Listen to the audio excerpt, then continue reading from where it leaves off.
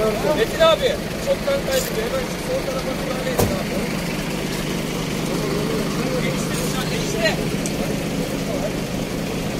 Enişte.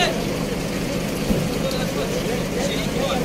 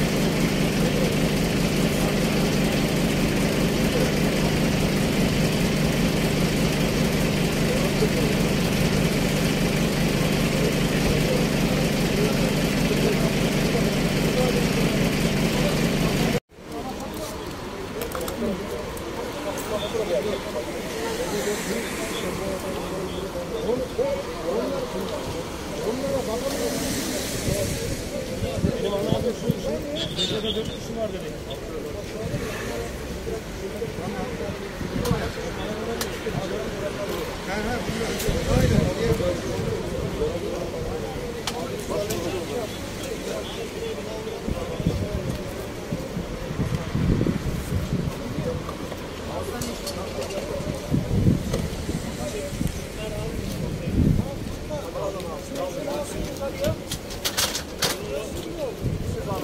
Yardım eder misin?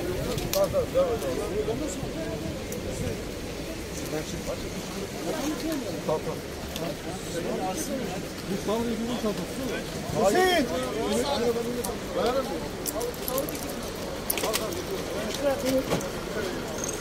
Yaşar, gel.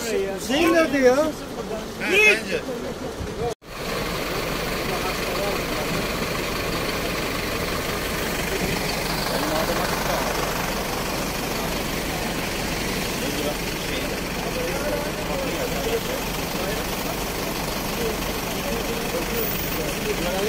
Röportajın arkasında.